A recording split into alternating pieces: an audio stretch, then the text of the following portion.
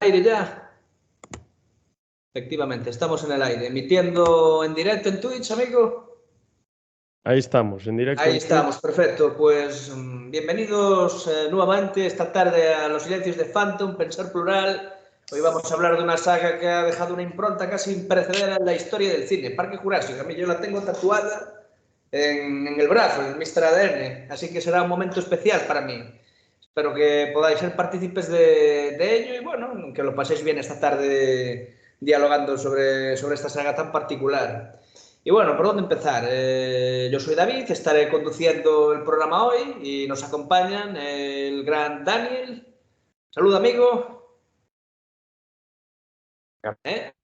¿No se oye? Y nuestro querido Encantado. amigo... ¿Eh? Nada, encantado. Y nuestro querido amigo Rubén también.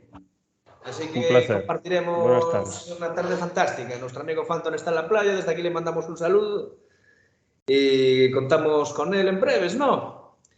Y nada, Eso bueno, ¿qué esperamos. decir de Parque Jurásico? Parque Jurásico es una película que causó un éxito espectacular, fue innovadora por muchas cuestiones, entre ellas los efectos especiales, pero es una película que parte de una novela de Michael Crichton. Michael Crichton bueno, fue famoso por haber creado la serie Urgencias y también por otra serie que se llama Westworld. No sé si estáis al día con Westworld, visteis el remake, que os parece que está guay, creo que viene a traer la colación es importante porque también habla sobre un parque de atracciones y hay ciertos temas que se repiten, ¿no?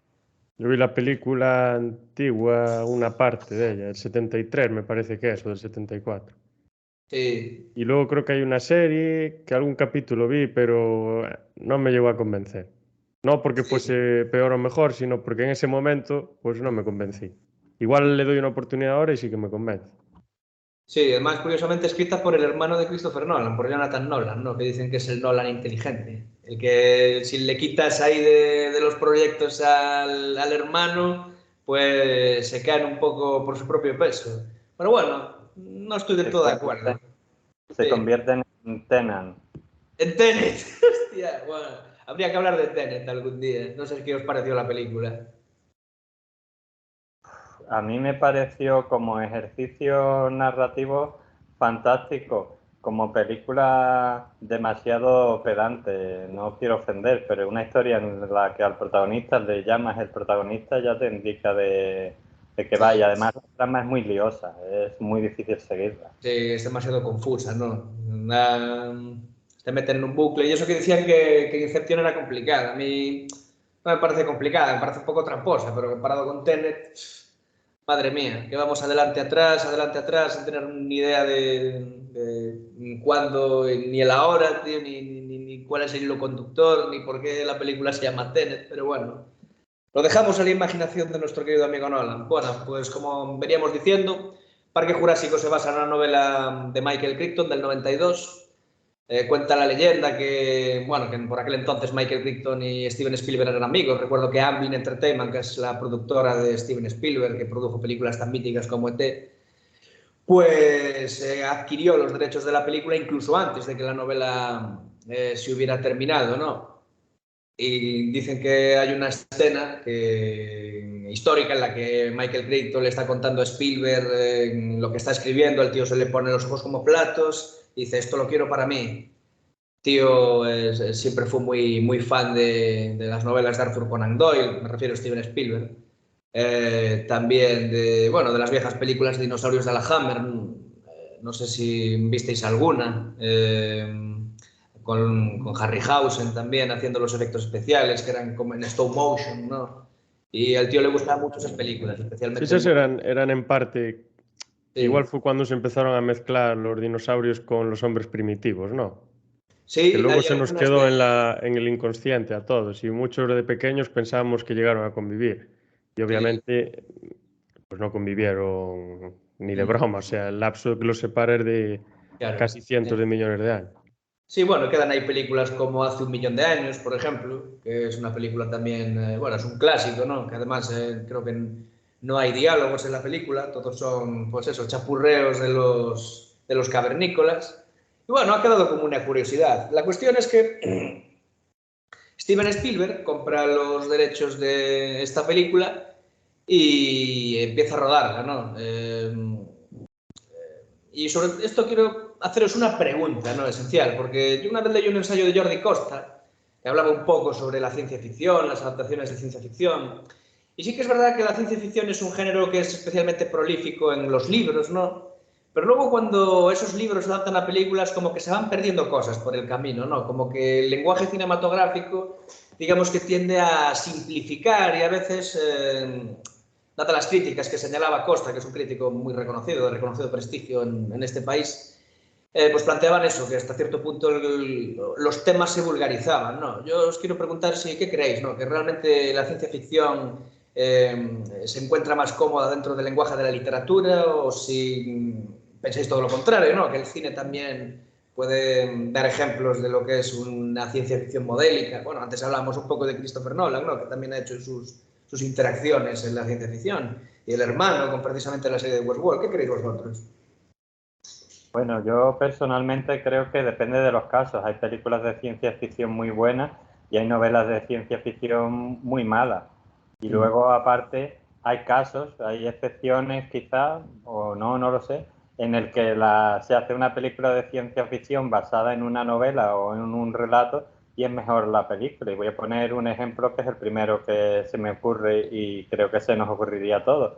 El de Sueñan los androides con ovejas cibernéticas de Philip K. Dick, un grande de la ciencia ficción, todo hay que decirlo, yo lo reconozco y creo que se lo reconocemos todos, grandes historias, pero la película de Blade Runner, la primera, la de Ridley Scott, a mí me parece bastante mejor que el relato, o sea, coge el relato y lo amplía, le da un universo nuevo, una profundidad que el relato breve, porque es un relato breve, no es una novela, pues no tiene ni tampoco puede tener, porque a lo mejor entonces tendría que ser una novela, pero la película profundiza mucho más, o sea que quiero decir, en mi opinión hay casos y casos, hay casos como este en el que la película puede estar mejor que el relato o que la novela en la que se basa.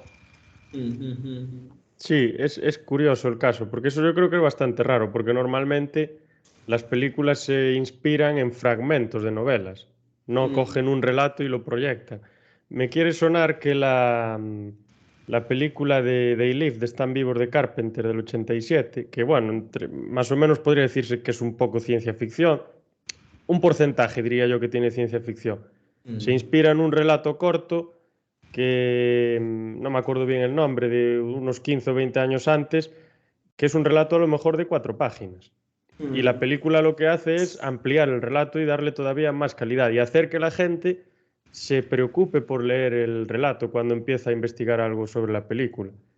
Y bueno, la historia de fondo es la misma, pero yo creo que es más fácil hacer una novela buena de ciencia ficción que una película, porque con las palabras yo creo que es más fácil de escribir. Y cuando tú haces una película, estás describiendo menos y estás utilizando menos el lenguaje, aunque también lo utilizas, pero lo utilizas menos. Y entonces lo que haces es todo más visual. Entonces yo creo que ahí, no voy a decir que pierda calidad, porque obviamente no la pierde, es una manera diferente de que te llegue. Y entonces, pues a lo mejor el que está muy acostumbrado a leer novelas y está acostumbrado a imaginarse cosas y a darle vueltas y vueltas y vueltas, porque al final la mayoría de novelas ficción, de novelas de ciencia ficción son ladrillos, o sea, son libros muy grandes, normalmente son bastante complejos, tienen una historia bastante también compleja detrás y hay que darle vueltas a la cabeza para entender los temas y todo lo que va pasando. Y las películas realmente, quitando a lo mejor, pues yo qué sé, Origen o quitando a lo mejor otra de Christopher Nolan, ¿cómo se llama? No me acuerdo el nombre, que es famosísima. Que La de Interestelar, por ejemplo. Interestelar, por ejemplo, o 2001 Odisea en el espacio, por la mayoría son bastante sencillas, entre comillas. O sea, yo creo que la diferencia es el lenguaje. En el cine, quitando algunas excepciones complejísimas como las que dije, el lenguaje es mucho más sencillo y en la novela normalmente es mucho más complejo. Pero luego también hay el problema de que hay muchas películas de ciencia ficción que no son de ciencia ficción realmente, que son adaptaciones de novelas de ciencia ficción que se convierten en películas de acción y de aventuras. Ese es el rollo donde quería llegar. Entonces, Yo creo que es complicado. Sí, yo creo que ese es el caso en particular de Parque Jurásico, ¿no? Porque, bueno, no sé si habéis tenido la oportunidad de leer alguna vez la novela, ¿no? Sí, Eh, hace tiempo. sí, La tengo apuntada. sí, pues es una novela que realmente sí que es verdad que enfatiza mucho más en el aspecto especulativo de hasta dónde nos va a llegar ¿cuáles van a ser las implicaciones un poco de la ingeniería genética en el mundo? Y lo desarrollo un poco por ahí, ¿no? Vemos la parte empresarial, que es, digamos que está John Hammond ahí en el medio, también está Lewis Dawson, que es un personaje que ahora recuperaron para la última película de la saga. Y tenemos el rollo de los científicos, porque es curioso, ¿no? Porque ya no son héroes típicos los héroes de Jurassic Park, sino que son científicos, matemáticos. También tenemos, por otro lado, la mirada infantil, ¿no? Respecto a todo lo que está ocurriendo. Los niños siempre presentes en todas las películas y novelas de Jurassic Park. Y, y claro, yo creo que incluso desde la coralidad enfatizan mucho más en el aspecto de especulativo. Yo creo que lo que diferencia precisamente a las novelas de ciencia ficción de las películas de ciencia ficción es que tienen mucho más tiempo para especular y para hacer abstracciones, ¿no? Y para imaginarse el futuro. Antes hablábamos de Blade Runner, ¿no? Claro, sueñan los androides, está bien, pero Blade Runner es otra cosa, ¿no? Es como una adaptación más libre, mucho más visual y tal. Y en ese sentido, Parque Jurásico también deja menos a la imaginación, porque nos plantea una serie de elementos visuales aquí que es casi, pues eso, lo que decía Rubén antes, ¿no? Que nos metemos de lleno en la aventura, ¿no? Y olvidamos un poco el aspecto científico. Yo recomendaría a la gente que leyese las dos novelas, ¿no? Porque creo que si son fans de las películas se van a encontrar con una mirada diferente.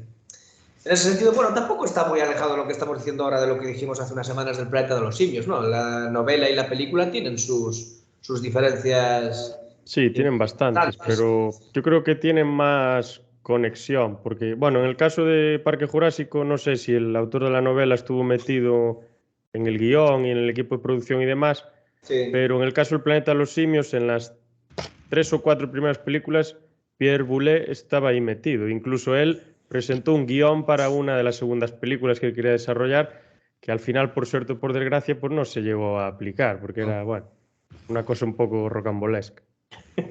Yo creo que el guión de la primera película de Parque Jurásico lo coescribe con Michael Crichton, con el guionista de la segunda. Ahí se notó en la segunda un poco como lo dejó solo y ya no era tan bueno, pero en la primera sí que lo coescribe Michael Crichton y creo que tiene ciertos momentos, aunque sí es verdad que la novela sea más profunda, que se ve ahí su toque y esa manera de maravillarnos. También ayuda mucho el señor John Williams, que habría que ponerle un monumento, Bueno, porque sí, sí.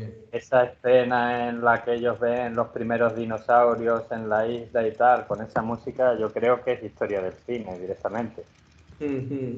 Claro, el sentimiento de maravilla, ¿no? Porque es una cosa que incluso los personajes cuando llegan a esa isla, porque bueno, para quien no lo sepa, que no haya visto Parque Jurásico trata sobre, pues bueno, una empresa que logra a través de la ingeniería genética encontrar ADN de dinosaurios que están resguardados en ámbar y con ello los pueden resucitar, ¿no? Entonces montan un parque y digamos que invitan a 3 científicos a que lo avalen, porque hubo un accidente, murió uno de los trabajadores, de los obreros en la escena de apertura, y pues eso, esa es la excusa argumental para meternos en aquella isla. El sentimiento de maravilla, yo creo que en 1993 los efectos especiales no estaban lo suficientemente desarrollados como para... Bueno, aún la gente no... Digamos que estaba más metido, tenía más asimilado lo que era, pues eso, lo que hacían en la Hammer, ¿no? El stop motion y tal. Y de repente ver los efectos por ordenador en aquella época, pues yo creo que fueron muy impactantes, ¿no? Ahí se queda en la historia la mítica escena del brachiosaurio, con los personajes bajando del coche y mirándolos, un dinosaurio, ¿no? Es casi metacinematográfico, ¿no? Porque es el propio espectador quien está viendo eso por primera vez. Esa forma de utilizar los efectos por ordenador. Que recordemos, creo que había 3 ejemplos antes, que era El secreto de la pirámide, que fue el primero que los mostró a un nivel tan desarrollado. Luego estaba Terminator 2, que bueno, es una de las películas más míticas de la historia. Y también Abyss, de James Cameron, pero a este nivel nunca se había mostrado, ¿no? Entonces ese sentimiento de maravilla es lo que queda lo que queda de esa primera escena. Vosotros, o sea, ¿cuándo la visteis por primera vez esta película? ¿Cuándo fue la...? Hace un montón de años, ya ni me acordaba de cómo era. Yo las tuve que rever. Mira, incluso de hace tantos años que las vi pensé que no las había visto, pero ahora al reverlas dije, yo estas películas ya las vi. Sí. O sea, igual, pues yo qué sé, con 7, 6, 8 años, una cosa así. Vale, un segundito. Sí, yo las he revisto también porque hacía mucho tiempo que no las veía.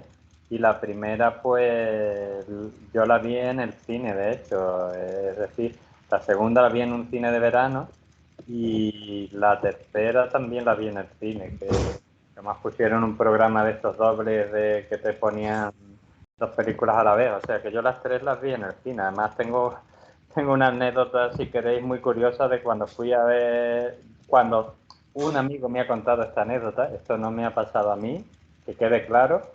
Un amigo me contó que fue a ver la película y entonces se lo dijo a dos amigos suyos ahí en el colegio y le dijeron que si podían ir con él y tal y cual, vale, sin problema. Y en el momento de que su padre va a recogerlos, a este amigo anónimo y a sus dos amigos, se plantan allí, pues en el coche había 9 personas, ¿vale? Contando el padre y el niño, así que pues 7 amigos más. ¿Cómo fueron? Pues os podéis imaginar todos los huecos del coche cubiertos y esos ahí 8 niños vieron esa película y allí la mitad hubieran deseado tener un dinosaurio de mascota en casa y eso después de ver lo terrible que es la película y todo lo que pasa, más de uno hubiéramos querido tener un pequeño triceratops o un pequeño, yo qué sé.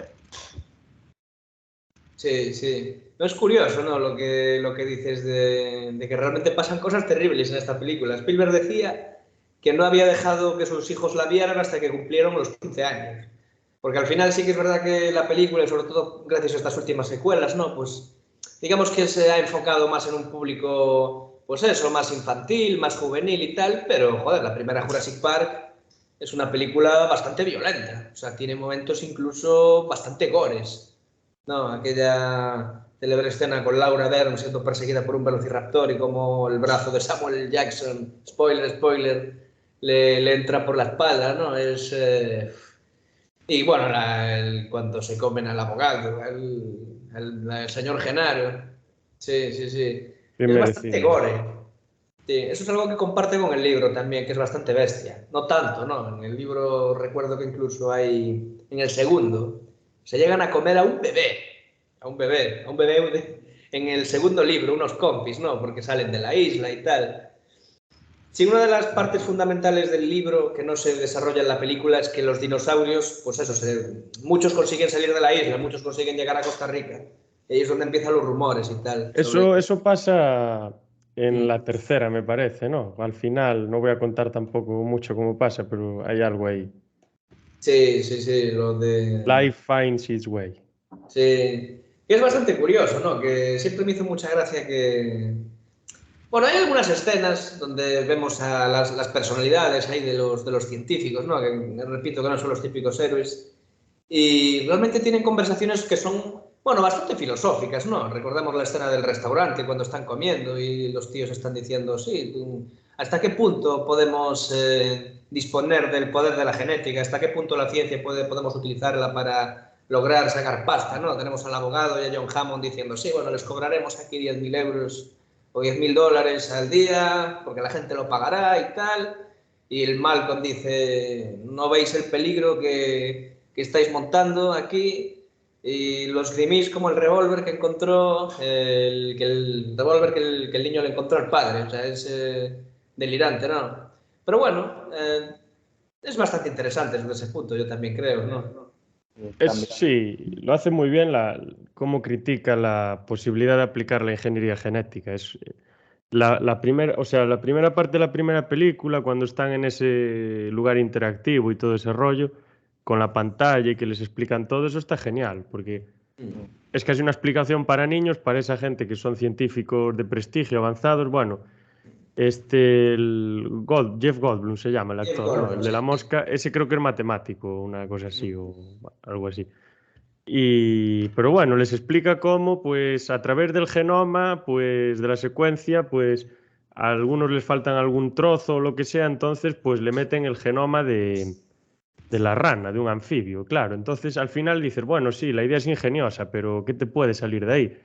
Y al Claro. final está la reflexión de que sí, muy bien, estás aplicando ingeniería genética para crear esos bichos, pero esos realmente son dinosaurios. Ahí está la cuestión que deja en el aire. Y Ya. el doctor, el paleontólogo Alan Grant dice, eso no son dinosaurios, son monstruos temáticos. Sí, monstruos de parque temático, Pero efectivamente. bueno, yo creo que eso siempre ha estado en los orígenes de la ciencia ficción. La ciencia ficción ha sido muy especulativa, por decirlo así, de darle vueltas a las cosas. Recordemos la primera novela de ciencia ficción, que es una novela que al señor Vázquez y a mí nos gusta mucho, que es Frankenstein de Mary Shelley, y es la primera novela de ciencia ficción, según dicen. Ya se plantea el hecho de, porque vale, que tú puedes hacer que un ser humano vuelva a la vida, pero realmente deberías hacerlo. O sea, el que tú puedas hacer algo no quiere decir que debas hacerlo. Yo puedo ir ahora mismo, salir a la calle y matar a una persona, pero debería hacerlo, quizás no. Entonces, quizás la ciencia debería tener límites éticos, por llamarlo así. Yo creo que eso está en la ciencia ficción desde el principio, el plantearnos las consecuencias que pueden traer nuestros actos si usamos la ciencia de mala manera. Sí, Claro. mismo en el planeta de los simios también lo tienes. En parte es bastante parecido a esto. En Wells hay perdón, una novela de Wells que me recuerda mucho a estas películas de Parque Jurásico, que es La isla del Doctor Moreau, o Moreo, como se diga. Y Sí, en la segunda película es la que más me recuerda a la novela de Wells. Pero bueno, tiene unas ciertas diferencias. Pero sí. sí, al final es eso, es decir, hasta qué punto el ser humano puede aplicar la ciencia para lograr sus objetivos. La ciencia no, la técnica, porque la ciencia sería otra cosa. Pero hasta qué punto puede llegar, es decir, ¿qué es lo que justifica que el ser humano aplique cualquier técnica para lograr un objetivo? Es más, ¿puede el ser humano aplicar ingeniería genética y crear monstruos que al final yo veía los dinosaurios en la isla y aislados y tal y digo, joder, en esta isla hay armas de destrucción masiva. Es que son armas de destrucción masiva. ¿Y puede el ser humano hacer eso únicamente para el entretenimiento? Claro, ahí te quedas. Pues, Pero y sobre todo está la claro. falta de humildad, ¿no? Lo que decía Mal con esa escena, la falta de humildad ante la naturaleza que se demuestra aquí me deja atónito, ¿no?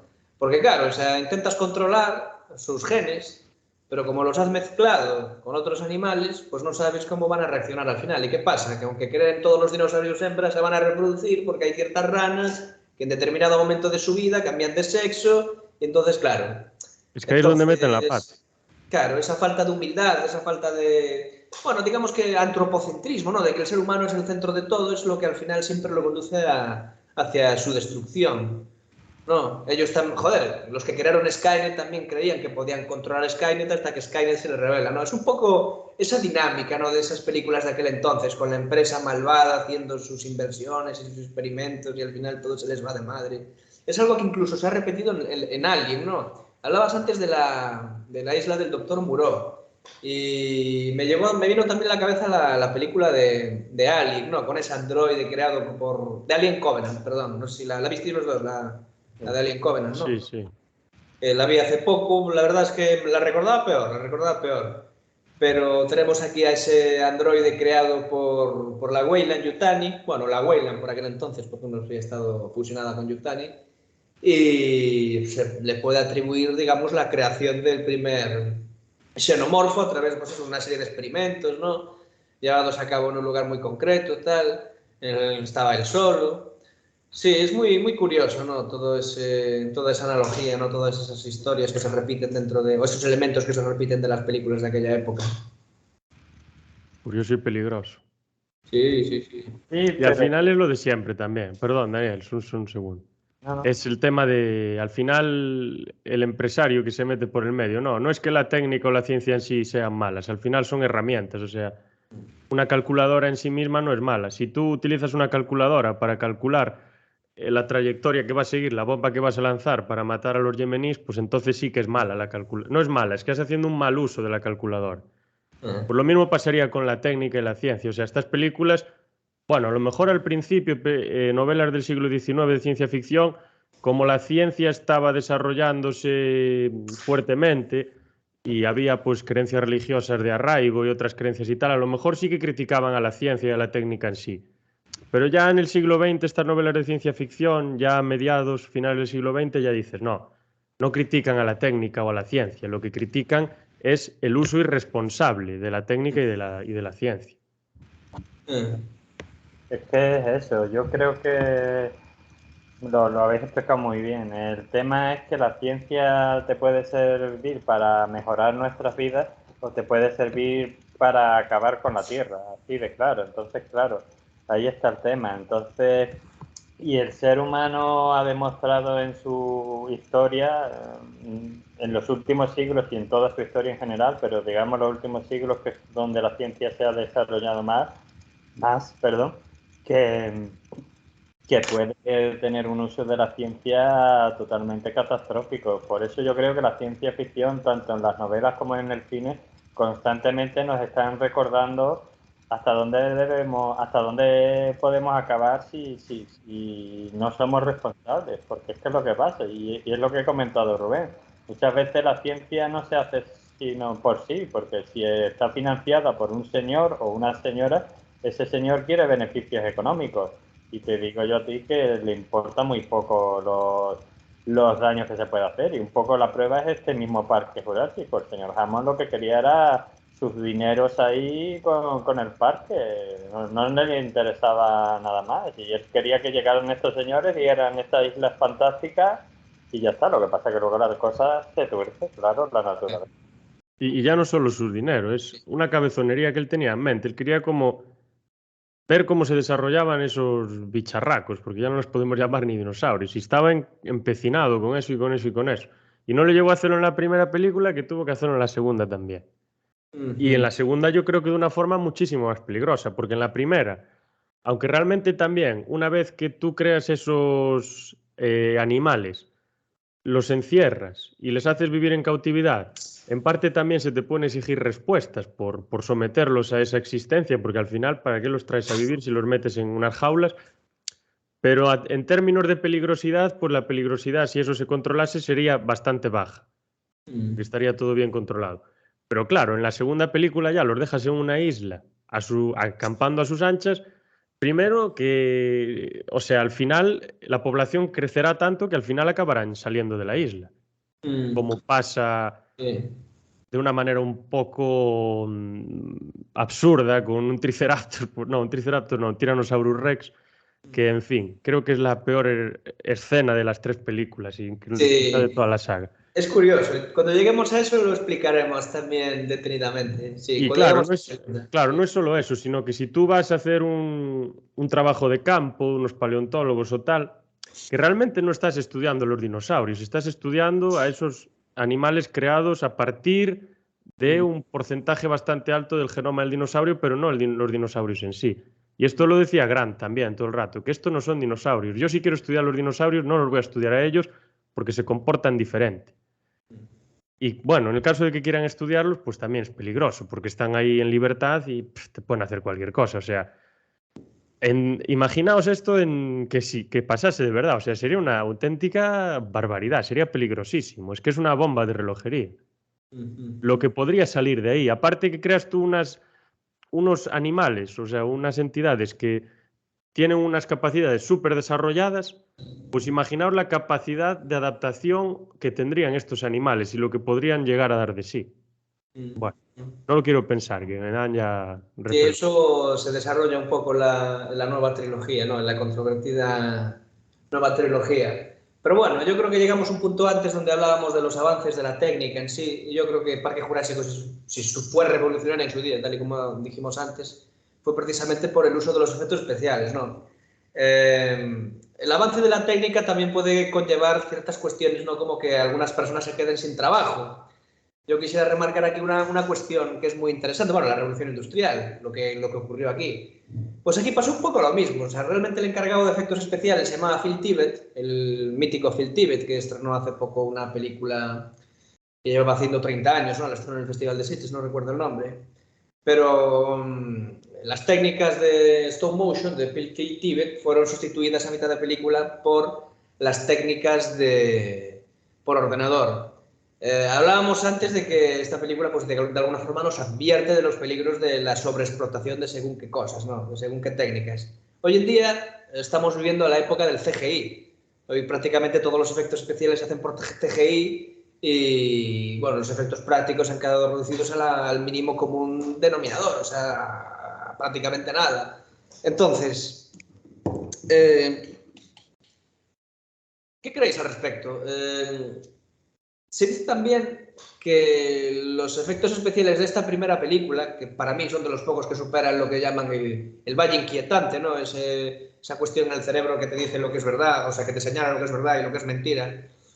¿Qué creéis? O sea, que realmente los efectos de esta primera película son mejores que los de las últimas porque nos hemos acostumbrado ya a toda esta sobreexplotación o por algún elemento más. Yo tengo una teoría. No, sois de los que piensan que son mejores estos efectos que los de las películas recientes que hoy en día, joder, incluso con Abogada Hulk, ¿no? Tantos problemas tiene Marvel hoy en día con los efectos especiales que todo el mundo los critica. Y sin embargo, no, nadie critica los efectos de esta película de hace 30 años. Que algunas veces sí que cantan, ¿no? Pero por lo general hay momentos donde están bastante conseguidos. ¿Qué pensáis Yo, vosotros? yo al reverla me sorprendió positivamente, o sea, me parecen geniales. Incluso los de las dos siguientes me parecen buenos, pero ya no tan buenos. Pero también no están mal. Pero los de la primera yo la vi y dije, bueno, me esperaba. Yo tenía en la mente que salían los dinosaurios y estaban bien y tal, pero no me esperaba que salían tan bien hechos. Y claro, ahora me fijé y dije, joder, pero estos efectos casi o sea, casi se harían hoy en día. También supongo que sería una producción con una cantidad de dinero detrás importante, más que Sí. importante. Y yo creo que no es que sean mejores que los efectos de hoy en día, yo creo que como que el ojo se acostumbra y ya no le impresiona. Y hoy al final, pues, como todo sigue un poco lo mismo, realmente ves los efectos especiales de hoy en día y son una auténtica pasada, porque parecen más reales que lo real, e incluso ese quizás sea su defecto, que parece más real que las cosas que están ahí puestas. Pero claro, como estamos tan acostumbrados a verlos, al final no nos sorprenden. Cuando Parque Jurásico sale en el 93, hombre, la gente está acostumbrada a ver efectos especiales, porque la historia de los efectos especiales es la historia del cine. Con una goma de borrar o con un carboncillo, con lo que sea, pero los efectos especiales están ahí. Pero no de este calibre, creo yo. Y mira que hay películas con efectos especiales brutales, como El Exorcista, tienes Aliens, tienes Abyss también, como dijisteis. Claro, Luego todo el body horror tiene un montón de efectos especiales también. O sea, claro, son más artesanales en muchos sí, aspectos. no, son Sí. totalmente artesanales, claro. Pero Claro. bueno, la gente está acostumbrada, pero de repente metes esto que es tan sutil y tan real, no es tan brusco como las anteriores. Y claro, yo supongo que quien fue a verlo se quedó, ostras, pero esto es una pasada, es que parecen de verdad los dinosaurios. Claro. Pero no os pasaba también con los videojuegos. Cuando erais pequeños, jugabais a videojuegos que hoy jugáis y os da vergüenza verlos. Y de Sí, pequeño estáis jugando al videojuego y decís, Buah, es que esto parece como si fuese realidad. Y ahora lo veis y es que parecen muñecos de ping-pong. claro, sí. Yo, Es la costumbre, creo yo. de todas formas, creo que también hubo un salto, excepto a lo mejor películas como La Guerra de las Galaxias y tal, no había efectos especiales de esa calidad tan grandiosa. O sea, sí, en películas de terror y tal, pero en películas de este tipo, yo recuerdo de niño las películas, algunas las ha comentado David, en las que salen dinosaurios, o las de King Kong y Godzilla, las antiguas, que yo las he visto de niño, y algunas, y yo veía que era un muñeco totalmente, claro, y cuando tú ves esa escena con esos dinosaurios, y sobre todo si la ves de niño, pero aún viéndola de adulto, tú dices, es que parecen de verdad. Y luego también habéis hablado del CGI, pero yo creo que algunos de los dinosaurios son muñecos. De hecho, hubo una polémica tontísima con la foto de Steven Spielberg y el Triceratops, que sí. dijo gente que lo había matado y tal, que lo debían detener. Y yo cuando leí eso en Twitter dije, pero por Dios, los dinosaurios llevan 5 millones de años extintos. Pero era porque era un muñeco, o sea que también usó un muñeco. Y creo que aún hoy en día, con los efectos especiales tan buenos que tenemos, en la misma serie del Mandaloriano, con muchos efectos especiales, el que se ha ganado el corazón de la gente es un muñeco que se llama Grogu, Baby Yoda. Entonces yo creo que las marionetas y eso, que hoy en día las tenemos muy olvidadas, también a veces una marioneta bien hecha te hace creer lo que sea. Y por marioneta digo el Triceratops que supuestamente mató a Steven Spielberg. Sí, al Exactamente. final también tenemos los animatrónicos, o sea, tampoco hay que olvidarse Claro, de eso.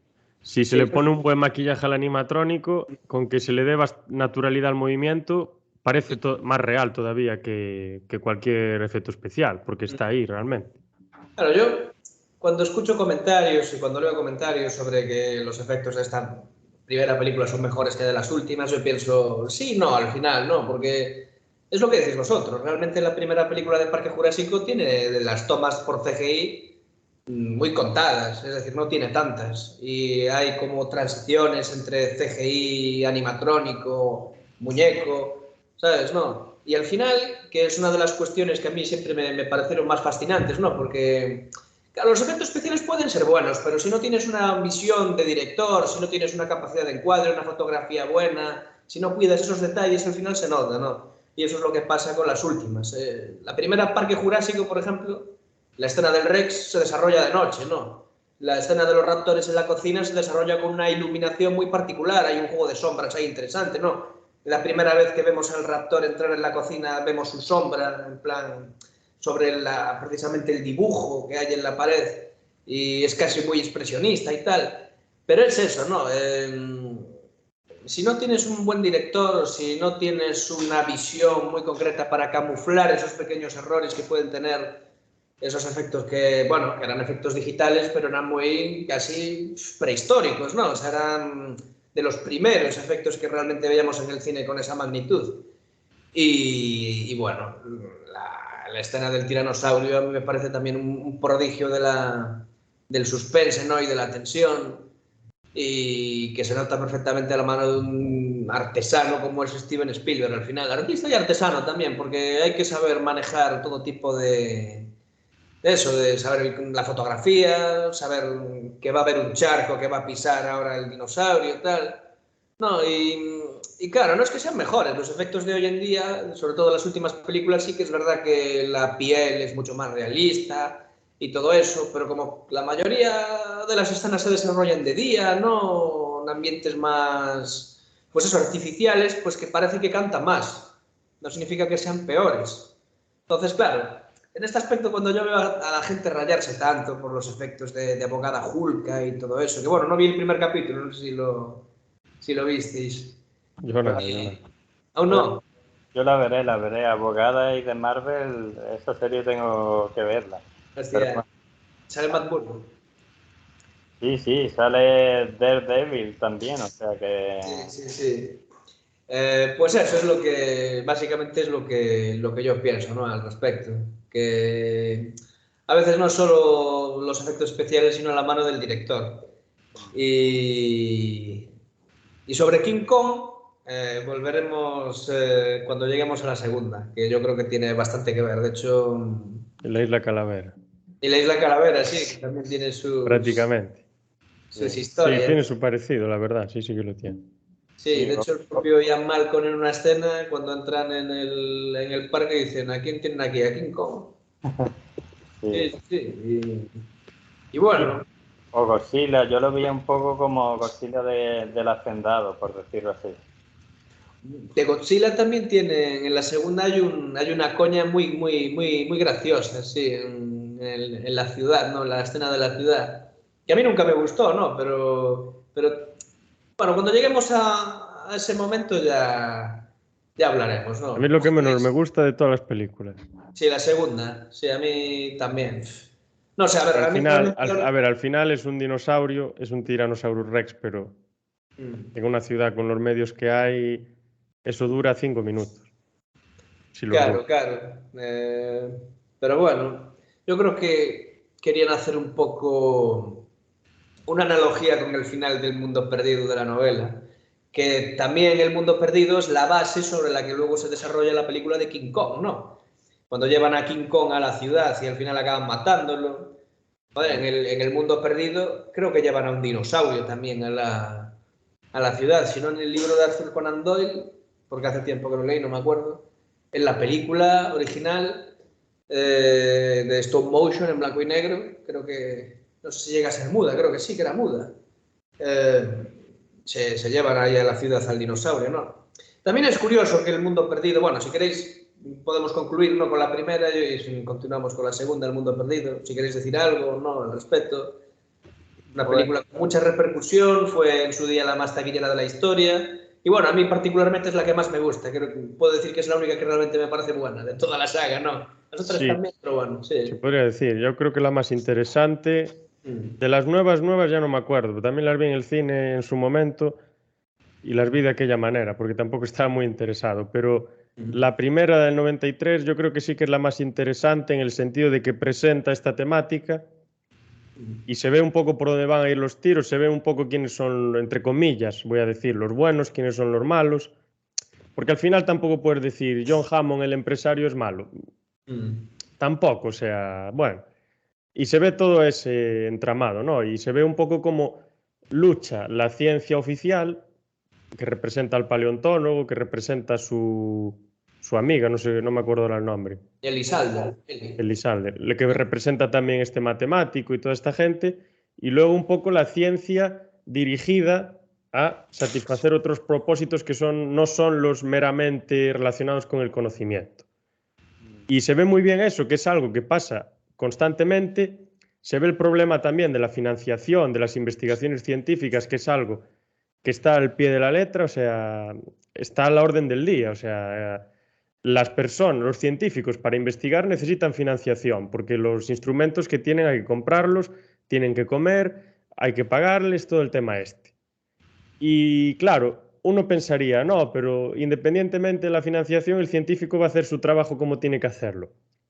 Bueno, sí, pero si quien te está financiando es una tabacalera que se llama Marlboro para que hagas un estudio sobre el consumo de tabaco, pues lo más probable es que, aparte de darte dinero, te diga, bueno, pero el estudio lo haces de tal manera que ya no es que digas que fumar Marlboro es bueno, di por lo menos que no es malo. Entonces está ahí el tema. Por lo tanto, me parece bastante interesante. Y luego el tema de de utilizar pues la propia naturaleza a nuestro antojo. Y de darnos cuenta que realmente que la naturaleza al final es una bomba de relojería, que no sabes por dónde va a salir, que al final si la acorralas va a explotar en cualquier momento y te va a sorprender por donde pueda. Como decía, y repito otra vez, Jeff Goldblum, cuando el que hace de matemático en esta película, life finds its way, o sea, la vida va a encontrar una forma de desarrollarse. Si hay un pequeñito agujero en una valla, la vida va a ir por ahí. Si tienen que cambiar de sexo los dinosaurios, van a cambiar. Si le tienen que salir alas, van a salirle. Si tienen que salirle aletas, les van a salir. O sea, al final, antes o después, la burbuja va a explotar y algo va a pasar. Y ya dejó a Daniel, que tenía ganas.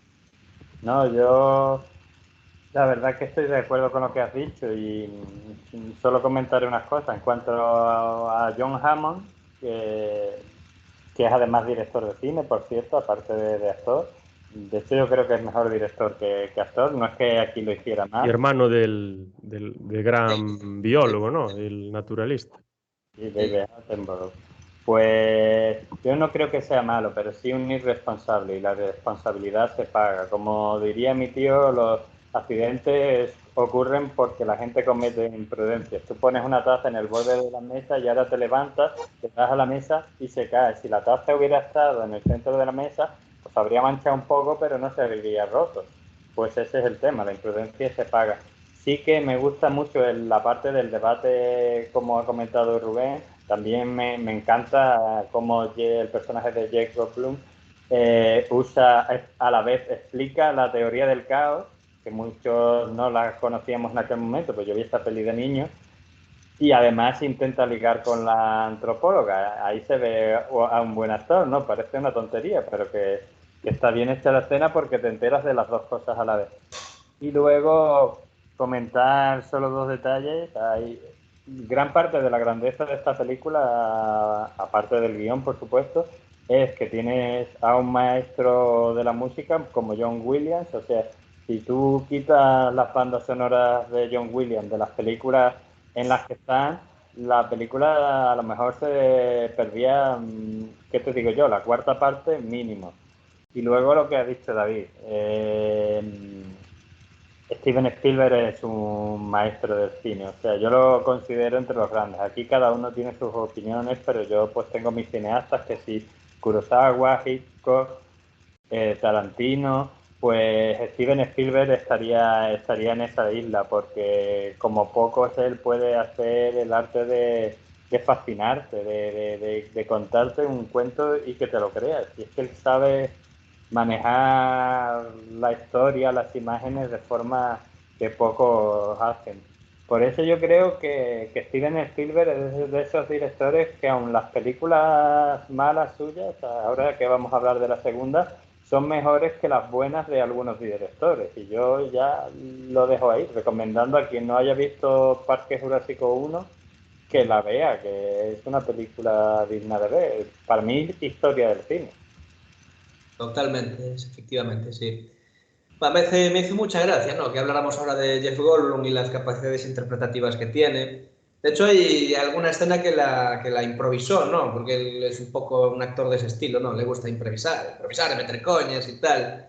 Cuando está en el coche dice esto es la teoría del caos, eso está todo improvisado, ¿no? Y también me hizo gracia que habláramos de John Hammond, de Richard Attenborough, ¿no? Porque interpretan a dos personajes que en el libro tienen un destino totalmente diferente. De hecho, lo que decía antes Daniel, que la imprudencia se paga, en el libro John Hammond paga la imprudencia de montar un parque. Y Ian Malcolm también, en principio, quedó su destino un tanto incierto, pero entonces Parque Jurásico se convirtió en la película más taquillera de la historia. Y en palabras de Spielberg, eso hizo que ni siquiera se pensase el hecho de no hacer una secuela, ¿no? Entonces se puso manos a la obra, pero para hacer una secuela necesitaba, pues, un material de base, ¿no? Entonces básicamente convenció a Michael Crichton para hacer un libro protagonizado por un personaje, bueno, no protagonizado del todo, ¿no?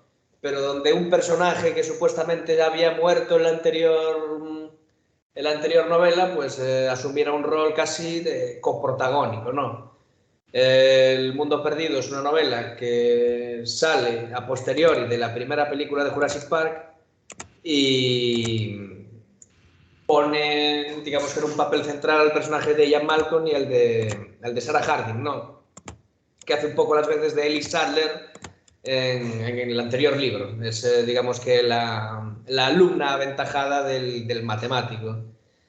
Pero curiosamente, el que se podría considerar protagonista de esta historia no aparece en la adaptación al cine, que es un tal Richard Levine, un aventurero que se embarca en un viaje hacia la isla de Sorna, que es pues, el lugar donde Ingen, digamos que clonaba los dinosaurios y los alimentaba para trasladarlos a la otra isla. Eso es algo que se mantuvo en la siguiente película, donde el papel de, digamos que promotor de la expedición pasa de Levine al propio John Hammond, ¿no? Que si bien en el libro anterior tuvo un final un tanto, bueno, abrupto, en la segunda película, digamos que busca en cierta manera la redención, ¿no? Es lo que decía Ian Malcolm al principio de la película, pasa de capitalista a naturalista en solo 4 años, ¿no? Porque ve que su sobrino le Sí, está pues arrebatando. ¿cómo la busca la redención? Exactamente, está arrebatando el control de la empresa y tal. Bueno, entonces lo de siempre, ¿no? Reúne una expedición, envía a la novia de Malcolm. Ahora Sarah Harding ya no es la alumna, es la novia, por los cambios de guión. Creo que este guión lo escribió David Coeb en solitario. Y digamos que eso es como el punto de inicio de la película, ¿no? En el libro hay dos personajes infantiles, aquí se sustituyen por la hija de Malcolm, una hija que es de, bueno, la hija negra de Malcolm, ¿no? Que siempre es curioso, ¿no? Decir que Malcolm tiene una hija que es de, pues eso, de negra. Y resulta muy curioso, ¿no? Hacen algunas bromas al respecto de la película. Pero bueno. Y nada, pues la película trata de eso. Luego hay cierta parte de Indian que quiere sacar a los dinosaurios de aquella isla para poder venderlos, ¿no? Porque tienen un anfiteatro en San Diego donde quieren exponerlos al público. Y se trata un poco de eso la película. A mí, sinceramente, yo la vi en el cine, fue una de las primeras películas que vi en el cine cuando era pequeño.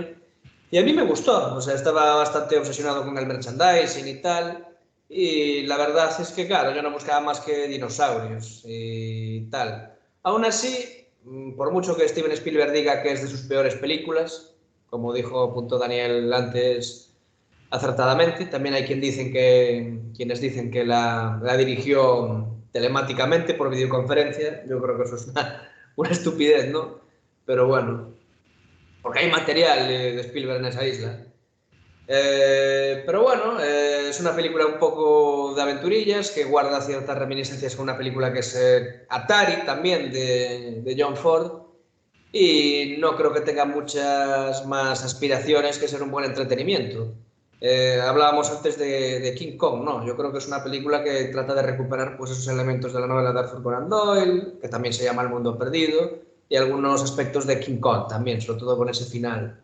No, el problema básico que yo le veo a esta película, y es cuando ya me callo y os dejo hablar a vosotros, es que digamos que las conversaciones no son muy fluidas, no las noto muy fluidas, porque como que se interrumpen, ¿no? Hay muchas personas hablando en todo momento, no se entiende muy bien lo que están diciendo, y como que llega un punto en la película, un punto de quiebre, donde los personajes desaparecen y son todos persecuciones y tal. Yo creo que más o menos sobre la mitad, cuando el personaje este de los compis, bueno, este mercenario, ¿no? Que acompañaba la expedición, que es devorado por los compis, ahí la película pega un punto de quiebre bastante importante. Pero bueno, no sé qué pensáis vosotros de la película.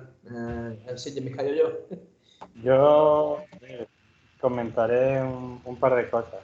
Yo he revisto esta película porque, a diferencia de la primera, que sí la he visto varias veces, esta solo la he visto 2 veces. Cuando la vi en el cine en su día y esta vez que la he visto hace poco. Y cuando empecé a verla y están en la isla, digo, pero si me está gustando mucho esta película. Yo recuerdo que no me gustó demasiado la primera vez que la vi. Y luego llegan a la parte de Godzilla de marca blanca y digo, ah, vale, por esto. Y sí que es verdad que esa parte me gustó. Yo se lo comenté a Rubén, creo que fue ayer o antes de ayer. Digo, yo habría acabado la película, lo que fuera en la isla, y no me habría llevado al dinosaurio allí y me habría gustado más.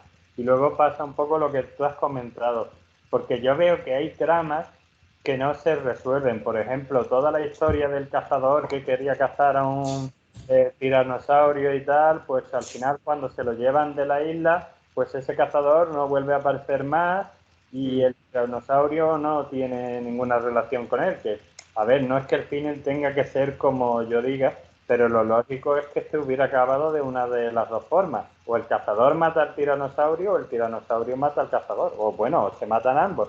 Pero que hubiera habido un enfrentamiento, ¿no? Toda la película contándote esta trama secundaria de ese cazador que quiere cazar a un tiranosaurio y al final no pasa. Yo, bueno, pues, y como esas otras tramas que yo he visto que se van contando y que no se resuelven en la parte de la ciudad. Por lo demás, a mí la película me gustó. No creo que sea la peor de Steven Spielberg.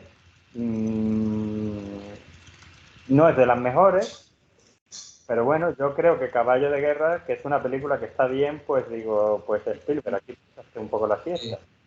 Pero sí que no es de las mejores. Y ya digo, yo si se hubiera quedado en lo de la isla, pues habría estado satisfecho. Yo creo que toda la parte de King Kong o de Godzilla a mí me sobra totalmente. Y además la forma, sin contar lo que hacen, la forma de cómo solucionan todo esto, digo, hombre, venga ya, me parece todo muy sencillo. Digo, si algo nos ha enseñado el cine es que cuando tú haces un plan y te explican el plan perfectamente, es para que sepas que por alguno de los puntos el plan va a fallar y te la va a liar.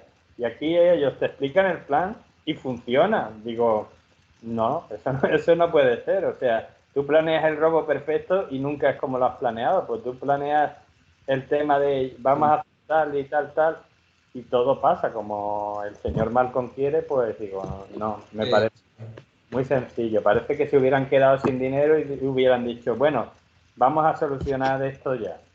Sí, de hecho hay una escena muy curiosa en la ciudad, que bueno, hay coñas a Godzilla bastante interesantes cuando vemos a los empresarios orientales corriendo, tal, como si fuera, están mirando para atrás, Godzilla, Godzilla. Pero hay un momento en esa escena donde el tiranosaurio se come a un tío, bueno, lo coge, se lo lleva detrás de un coche, algo muy típico en Steven Spielberg, ¿no? Digamos que el desviar lo que es lo violento, lo gore detrás de algo, de algún elemento, ¿no?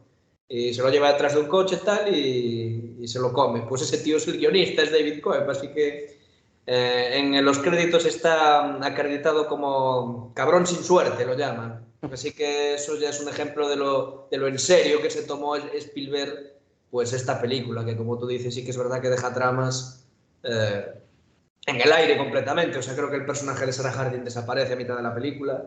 Creo que la relación entre Roland y el amigo suyo este que tiene, porque al final el tío se va porque matan a un amigo suyo fuera de pantalla, si mal no recuerdo. Y el tío se va, dice, he estado demasiado tiempo en compañía de la muerte, Dios. O sea, siento como que la película es muy apresurada, ¿no? Y no le importa mucho contar, ¿no? Más bien enseñar dinosaurios, que bueno, que a veces que eso lo hace bien, hay momentos donde lo hace bien. Pero, claro, lo que dije antes, creo que no es una película que es una película que ni el propio Spielberg se tomó en serio. Y ahora te dejo hablar a ti, Rubén, que Sí, nada, no, poco que decir. No, a mí, a ver, la idea de la película no me parece mal. Me parece una película interesante. Como Daniel dijo antes, o sea, la película cuando empieza lleva pocos minutos y realmente aquí Spielberg está haciendo como hicieron con Alien y con Aliens, ¿no? Tienes una primera película de un estilo y haces una continuación que no es igual, porque si no, ya no tendría gracia, pero que guarda cierta relación, pero que tiene pues ciertas características diferentes. Al final, en esta, pues van a una isla remota que está en libertad, el proyecto es diferente, lo que tienen que hacer únicamente pues es sacar unas fotos, estar ahí viendo a los dinosaurios y tal. Pero luego, claro, se encuentran. A mí lo que me choca mucho, que no me gusta nada en la película, también lo comentó Daniel, es que, y lo comentaste tú, David, las conversaciones que hay son abruptas, son rapidísimas, no transmiten prácticamente nada, porque decíamos el otro día, las conversaciones del noir son secas y rápidas, sí, pero transmiten. Transmiten lo que tienen que transmitir. Estas no transmiten absolutamente nada.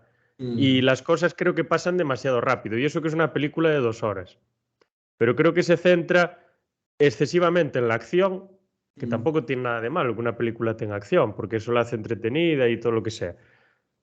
Y la trama no la trabaja y no la cuida lo suficiente. O sea, este Jeff Goldblum va a la isla, lo convencen en un segundo. Y dices, a ver, vale que te puedan convencer, todo el mundo cambia de opinión, pero méteme ahí algo más. O sea, no coja el otro, este John Hammond, y le dice, mira, te vienes para la isla, ala, venga. Y él, sí, pues ala, voy. Y no me tiene mucho sentido. Y luego la profundidad de los personajes y la proyección psicológica y tal, me parece casi vacía. Pero bueno, también puede ser que busque un tipo de público determinado. Tampoco voy a decir yo que tenga que buscar a otro, pero es lo que me pareció.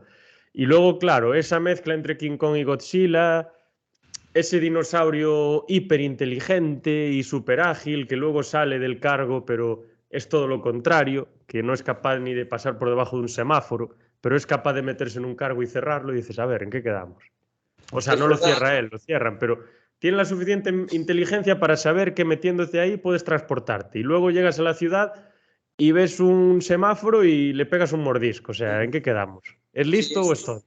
eso es curioso, ¿no? La escena del Claro. barco siempre quedó como algo que pasó fuera de cámara y no vimos, ¿no? Que había unas cosas. Te lo tienes que imaginar un poco, ¿no? También te digo, si fuesen velociraptors los que se cuelan en el barco, a lo mejor la película me gustaría más, porque en teoría son muchísimo más inteligentes y organizados y todo el tema. El Tyrannosaurus Rex, hombre, al final son todo especulaciones, son animales que se murieron hace 70, 60, 80 millones de años. Lo que hacen los científicos, paleontólogos y demás es, a partir de lo que van viendo y de los reptiles que hay hoy en día, comparar y tal, y ir desarrollando sus hipótesis. pero según lo que manejan ellos, el que pudiese ser inteligente sería el Velociraptor, no el Tyrannosaurus Rex. Entonces, como que me choca un poco. Sí. Además, semejante bicho metido en el cargo con todo el peso que llevaría eso aparte. O sea, bueno, No, ciertas cosas que no... no, creo que ese no es sé. el Rex, fue el que le disparó un dardo el Roland, el cazador este, y es el que capturaron. Luego lo Sí, metieron en un barco claro, a lo mejor sí que privado. lo... Bueno, claro, eso no Pero, me quedó muy claro. pero aún así hay un agujero de guión porque no sabes muy bien cómo mató a toda la tripulación, cómo pudo matar a toda la tripulación. Es curioso porque hay muchos storyboards de esta película, sobre todo están recogidos en la edición en DVD, donde precisamente sí que se habla de que, o sí que se ve que hay un velociraptor, o la idea era que un velociraptor se colara en el barco y masacrara a la tripulación y tal. Pero bueno, yo lo que entendí un poco por el guión fue que le dieron, que el tío como que se estaba quedando, que se estaba muriendo o algo así, estaba medio dormido y le dieron como una especie de droga, ¿no? Sí, Y como eso lo dice en la película, sí, sí. sí, luego lo metieron se les escapó de la jaula esta y lo tuvieron que meter en la bodega y tal. Pero le dan demasiada dosis del... Es Claro, como que claro, lo sí, sedaron y luego le dan como adrenalina o lo que sea, pero le dieron una dosis demasiado alta y el sí, animal sí. estaba loco perdido. Pero bueno, o sea, Sí. Aún Pero así, no queda muy claro cómo se mete ahí claro, ese es el el rollo, Rex. que te lo tienes que imaginar. Solo ves cadáveres en el barco y Que dices, hostia, o sea, me parece bien que se queden cosas así a la interpretación, que nos dejen abiertos a la duda. Quizá en otra película, pero una película como se nos muestra esta segunda de Parque Jurásico, con lo sencilla que se nos muestra, dices, no, no, ahora no me puedes meter esto tan complejo, que tengo yo que hacer un trabajo de investigación. O sea, claro. o es sencilla o es compleja, pero no me mezcles cosas porque entonces la película carece de lógica interna, totalmente. Claro, yo creo que ese es el problema, ese es el problema. Pero bueno, a pesar de todo, sí que es verdad que hay una escena en particular que es cuando Malcolm se reencuentra con la hija que se metió, que se escondió dentro bueno, del carguero y tal, en el que viajaban con todos el equipamiento, las caravanas, los coches. Y que sí que es verdad que en esa escena es un caos absoluto, porque ves que todos los personajes están hablando de lo suyo, no te enteras muy bien de quién está diciendo qué ni nada. El Malcolm está por ahí haciendo comentarios, así casi como que está fuera de la película el tío está rayadísimo, ¿no? En su paranoia. Y es no sé, o sea, es tal. Pero bueno, luego sí que es verdad que hay escenas en particular donde sí que la mano de Spielberg se nota bastante, ¿no? Yo creo que hay escenas muy bien conseguidas, sobre todo el ataque de los Rex a las caravanas, ¿no? También la persecución bueno, de los mercenarios de Ingen en esa especie de senda, ¿no? Donde están todos los herbívoros y vemos a los motoristas y tal. Bueno, desde un punto de vista visual hay cosas que están bien conseguidas. Otra cosa es que, claro, que es una película que si juntas todas las piezas en algo mayor, pues se cae por completo. Y ese es el gran problema. Y lo que decías tú, Rubén, que sí que es verdad que es una película que vacía psicológicamente a los personajes. A mí me da pena lo que hacen con Sarah Harding y las relaciones estas que hay entre, bueno, los miembros de las expediciones y tal.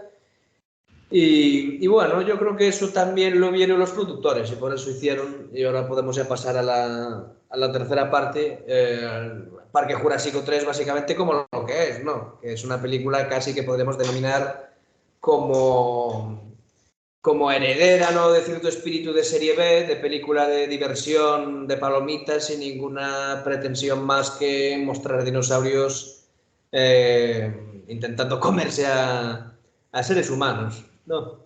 Survivor claro, Series. es ¿Eh? que yo creo que, Survivor Series. Exactamente. pero es que yo creo que es un poco eso. Yo lo he comentado antes. Yo si la película segunda se hubiera acabado en la isla, como fuera, pero se hubiera acabado, a mí habría sido perfecta. Yo creo que en la tercera tienen ese acierto. O si no, por lo menos diciendo una cosilla más, la idea que ha dicho Rubén de soltar triceratops no, velociraptors en la ciudad, pues habría sido más original, porque de bichos gigantes por la ciudad la historia del cine está llena de bichos más pequeños, sería más interesante. Entonces yo creo que esta tercera, que es más cortita, que eso le habrá gustado al señor Rubén mucho, Sí, eso sí. Pero ¿por qué no cometes el error de sacarlos de la isla? Y si los vas a sacar de la isla, pues hazlo como en la novela, en Costa Rica, en tal, pero de bichos enormes en ciudades ya he visto yo muchas películas. Tienes que contarme algo muy nuevo para que yo me sorprenda con... Claro, es que aparte la isla donde están los dinosaurios, ¿a cuántos kilómetros estaba de la costa de Estados Unidos?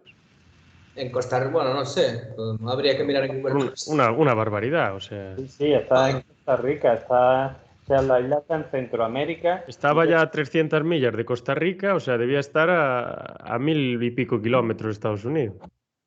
Sí. Pues ya tenía que tener fuel el cacharro para llegar hasta ahí. Aparte que es que esto es un, como se dice hoy en día, un plot hole, un agujero argumental.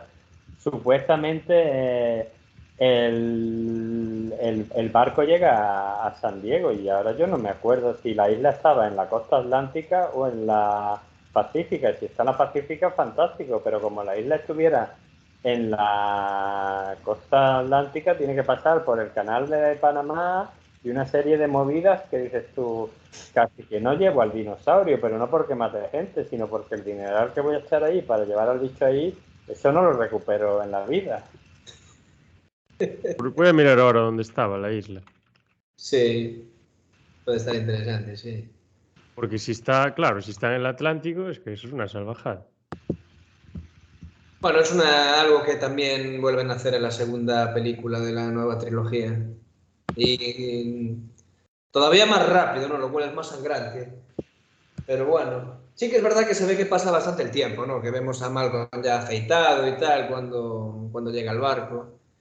Pero bueno, no deja de ser algo raro. Yo creo que Spielberg es un nostálgico y básicamente quería, pues eso, darse el capricho de intentar emular a las películas con las que creció, ¿no? Y ahí estaba el homenaje a Ishiro Honda, Godzilla, King Kong. Claro, mira, aquí me pone que está en el Océano Pacífico a 333 kilómetros de Costa Rica. Claro, Costa Rica está en... Está yo pensando en Costa Rica como una isla, pero no, está en tierra. Centroamérica, sí. Sí, entonces... Hombre, a ver, la distancia hasta San Diego tiene que ser importante. Mira, voy a calcularlo aquí. Pero tiene que ser una salvajada. Porque está a 300 kilómetros, pero hacia abajo. Hacia el sur, quiero decir, no hacia abajo. O sea, todavía estaría más lejos de San Diego. Sí, sí. Entonces, a ver, San Diego...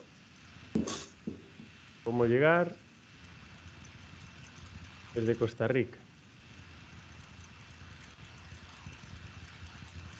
Tiene que estar lejísimo, seguramente. Totalmente. Vamos a ver.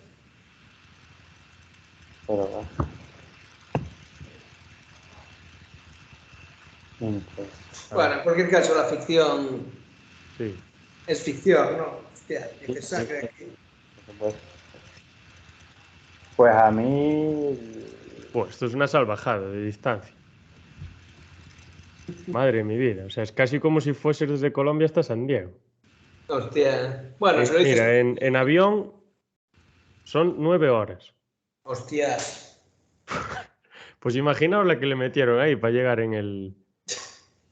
Claro, ya... madre mía. Pues nada, eso se les fue la cabeza, ¿eh? Sí. Completamente. Bueno, pues le metemos unas conclusiones al mundo perdido si queréis y ya pasamos a la tercera entrega de la saga. Ahora ya no dirigida por Steven Spielberg, sino por Joe Johnston, tío al que vimos en Jumanji, que hizo los efectos especiales de la primera Star Wars, que fue un encargado de efectos especiales en la primera película, recuerdo, ¿no?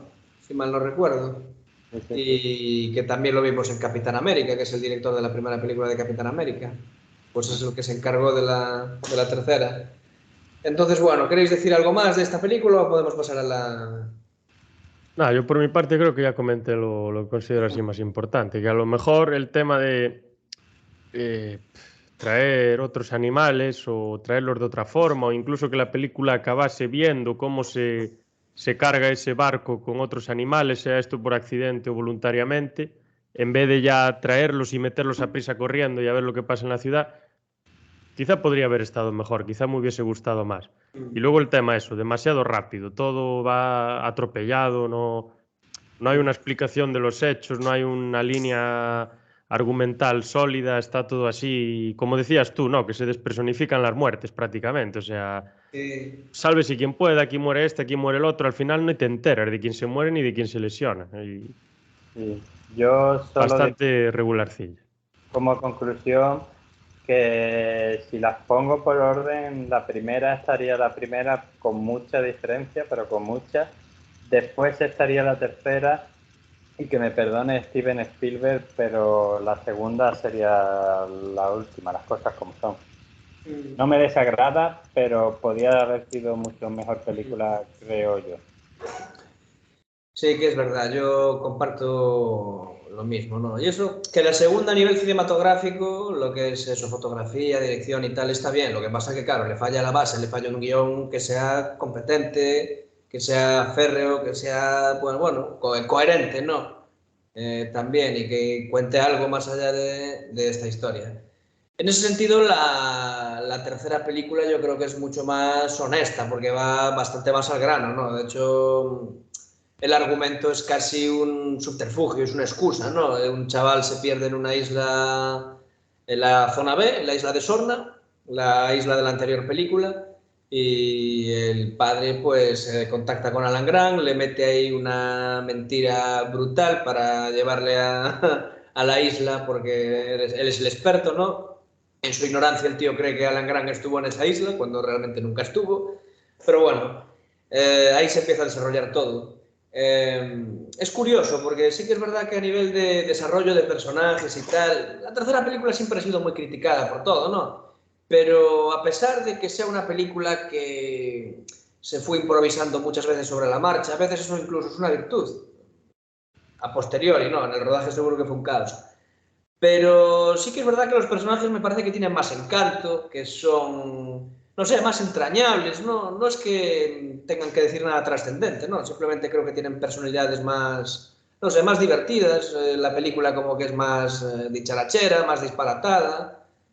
También se atreve a cargarse alguno de los mitos más duros o más paradigmáticos de la serie de Jurassic Park, como es el propio tiranosaurio, que lo vemos morir a manos de un bicho que hoy en día no tiene ningún tipo de consistencia científica, porque la ciencia avanzó y el bicho no era así tal como lo plantearon, el espinosaurio, pero bueno, siempre quedará ahí como un dinosaurio bastante querido, ¿no? En todo el lore y el fandom de Jurassic Park. Y bueno, no me parece un super peliculón, pero creo que es bastante competente y bastante entretenido. Pero Sí, claro, estamos ya en territorio de la serie B, quiero decir, no tenemos escenas tan elaboradas como la primera, sí que es verdad que los efectos para mí no son tan redondos, ¿no?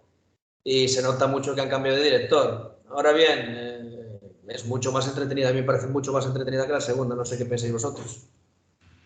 sí, yo creo que yo la catalogaría como algo mejor, pero igualmente los personajes, Mm, yo soy muy pesado con esto, pero yo necesito que los personajes tengan algo, que no sean momias prácticamente, porque a pesar de que la película se va llevando bastante bien, pues la forma de presentar a Alan Grant de nuevo me parece súper cutre, o sea, son 2 minutos, hace 4 cosas y de repente a la bomba. Luego la argucia que presentan de estos de Kirby Enterprises, bueno, está bien, o sea, está bien traída y tal. Pero bueno, sí, la película en sí pues me parece mejor. Pero al final me parece una película casi 95% estilo Predators, por ejemplo, una película de supervivencia en una isla. mm, Y en parte, pues yo qué sé, incluso tendrá algunas cosas de Jumanji, de Viaje al centro de la Tierra, de películas de este estilo. Luego también quería comentar que, por ejemplo, el tema de la cientificidad dentro de bueno, perdón, la cientificidad que se aplica a los dinosaurios, a lo mejor en la época, tampoco me acuerdo exactamente las teorías que se tenían, tampoco controlo mucho las de ahora, tengo así una idea muy por encima, pero quizá no es la mejor, porque realmente hoy, por ejemplo, se piensa que los velociraptors eran pequeñísimos y que tenían plumas. Y la mayor parte de los dinosaurios se piensa que tenían plumas. Y claro, en la película los velociraptors miden casi 2 metros, o sea, y el Tyrannosaurus Rex parece yo qué sé, una ballena azul de tierra, son gigantes. Y bueno, luego el tema de la percepción, de si perciben por el movimiento, yo creo que eso como que hacen medio una interpretación de cómo perciben las serpientes, que es por la vibración, no realmente por el movimiento. Pero bueno, al final es una película también. Hay una anécdota, vamos, una anécdota que yo me acuerdo de haberla leído hace muchísimos años en un periódico de tirada nacional, donde hacían una entrevista a el paleontólogo que había, digamos, contratado a Spielberg para que le explicara cosas sobre los dinosaurios para sacarlos en las películas. Él básicamente decía lo siguiente, dice, la película es fantástica, a mí me encanta. Steven Spielberg, en cuanto, yo digo en la época, ¿vale? Él decía en esa época, en cuanto a lo que nosotros creíamos que podían ser las conductas de los dinosaurios, no me ha hecho ningún caso. O sea, cuando yo le he dicho que lo de la visión del movimiento, eso se lo habían inventado, pues me ha dicho que, bueno, que vale, que muy bien, que era una peli. Entonces yo creo que aunque tenga parte de ciencia ficción, las tres pelis, pues claro, pues al final no deja de ser una película, no es un documental, no es caminando entre dinosaurios. Entonces eso pasa un poco, pero sí que hay cosas, y lo que has dicho de las plumas sí, lo he leído yo también. Y hay cosillas así.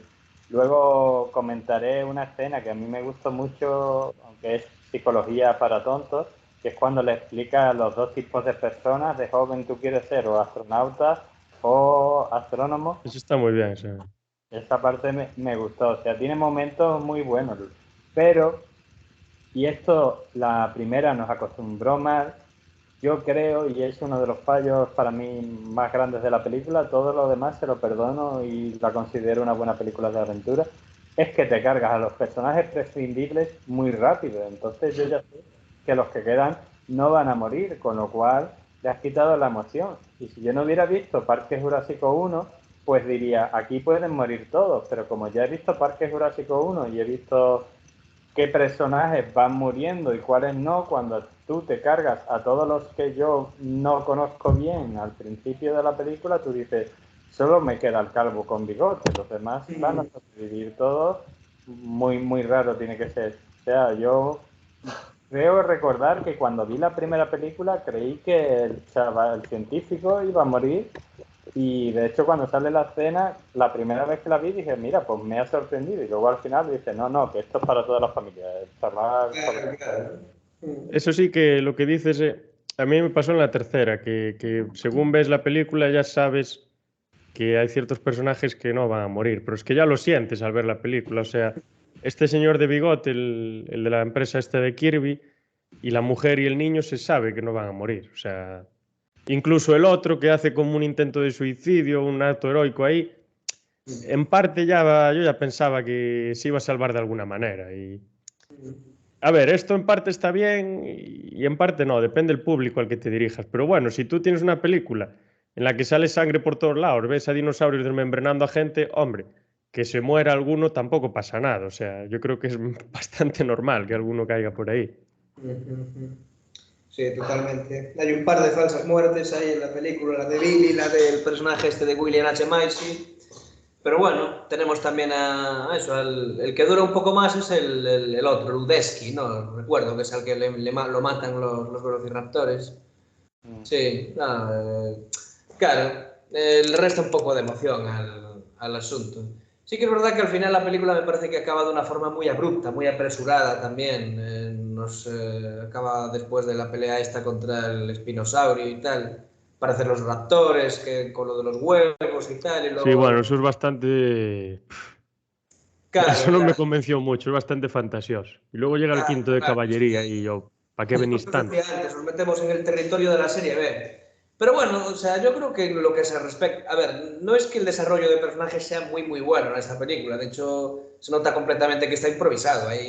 escenas que yo creo que las improvisaron. Y eso que curiosamente el guionista de esta película está acreditado como Alexander Payne. Pues Alexander Payne ganó un Oscar, creo, si mal no recuerdo, es el director de Los Descendientes, de Nebraska y tal.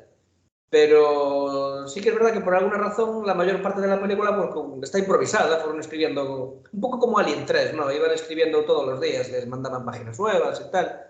Y claro, llega un punto donde si no tienes un final ya pensado y tal, pues es un poco abrupto, ¿no? Y casi cómico, es casi cómico como acaba la película. Pero bueno, si algo tengo que rescatar, que a mí me hizo mucha gracia el inicio, ¿no?, del personaje de Alan Grant, ¿no? Con el tío con los fondos terminados de la excavación, o sea, intentando encontrar más inversores, todo el mundo pasa de él porque cree que los dinosaurios ya vuelven a estar vivos, ¿no? Y cuando está ahí intentando explicarles a la gente en ese auditorio lo fascinante que es el mundo de los velociraptores, todo el mundo le quiere preguntar por eso, el Jurassic Park, por lo de San Diego y tal, y ya a nadie pues le interesa, ¿no? Y hay ciertos comentarios que me parecen guays, ¿no? Sobre todo cuando se despide de Ellie en su casa, ¿no? Que ya, recordemos que ya no van a poder tener los hijos de que pensaron o que pensaba ella que tendría con él en la primera película, ¿no? Porque se separaron y ella le dice, si necesitas ayuda, sueles olvidar pedirla y puedes llamarme y tal. Y él dice, sí, soy el último de mi especie y tal. Claro, un poco como lo que planteaban en la primera película cuando el tío decía, estamos en el paro, ¿no? Ahora los dinosaurios vuelven a estar vivos, ya no vamos a tener trabajo. Pues se va desarrollando ahí. Pero bueno, es curioso. Y luego lo que comentabais también de lo de la diferencia entre ser astrónomo y astronauta y tal. Sí, que tiene pequeños momentos, ¿no? No es que sea una película excesivamente redonda, pero bueno, se deja ver bastante bien. Es bastante entretenida. Y tiene algunas escenas guays. La escena del aviario creo que está chula. A mí me encanta cuando se queda dormido en el avión y le empieza a hablar el Velociraptor. Eso. Me Hostia, acuerdo de verla de muy pequeño y siempre me gustó mucho, siempre me hizo mucha gracia. hostia. Sí, sí, Es sí. una chorrada, pero siempre me gustó. Sí, sí, sí. Luego la ponencia que da es muy interesante, o sea, al final es una ponencia cortita, tal, pero bueno, también vuelve un poco al personaje así estilo Indiana Jones, ¿no? Como ese profesor, entre comillas, aventurero, aunque este es bastante menos aventurero y es más aventurero por azar más que otra cosa, no porque él realmente lo quiere. Y como que explica el tema de los raptors, ¿no? Que si existiesen y no se hubiesen extinguido, pues hoy en día serían el animal más inteligente y dominaría la Tierra y tal. Y le preguntan, no, pero si nosotros cogemos ahora 4 armas y los fundimos, y él, claro, ya, pero es que los velociraptors existían hace 70 millones de años cuando no había armas para fundirlos. Entonces tienes que pensarlo cómo se habrían desarrollado de ese momento sin que hubiese la fuerza que tenemos nosotros para acabar con esos animales, que al final son armas de destrucción.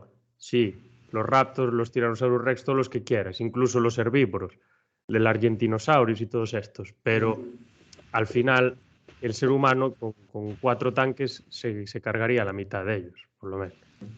Claro, ese es el tema. Yo no quiero ponerme aquí porque aparte no soy experto en nada, ni en mis propias cosas, pero esto es como el debate este de que muchas veces ciertos animales, tipo por ejemplo que se ha dicho que los delfines son más inteligentes que los seres humanos, que yo Tienen más. no lo niego, ahí está una de las claves. Yo no lo niego, pues probablemente lo sean y tal y cual, pero no tienen manos. Y otra cosa que nosotros compartimos con ciertos simios y que ha sido la clave de nuestra evolución es que nosotros somos capaces de usar herramientas e incluso crear herramientas. Entonces, porque como animal, bueno, me estoy saliendo un poco, pero como animal somos de los peorcitos, o sea, de los que menos aguantan, de los más desprotegidos, de los todos.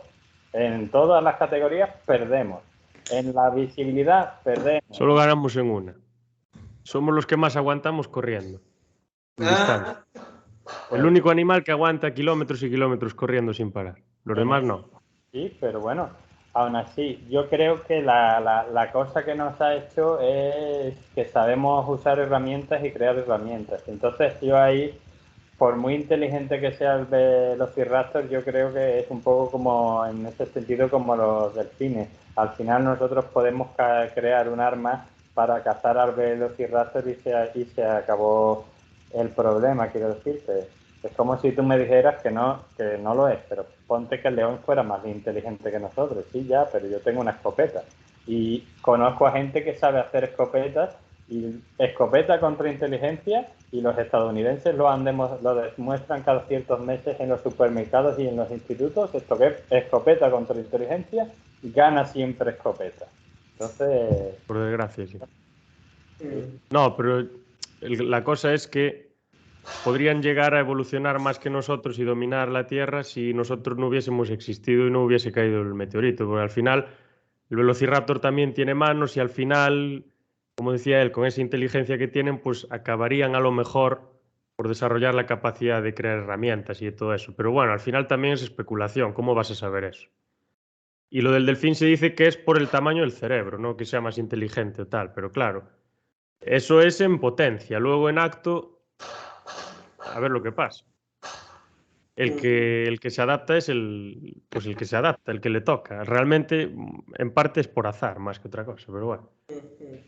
Pero bueno, ese comentario es muy interesante, lo que decía el profesor, la verdad. A mí fue de las partes que más me gustó. Y luego también hablaba de este tema de que los dinosaurios no se estudian en la isla Nuba o como se llame, porque no son dinosaurios.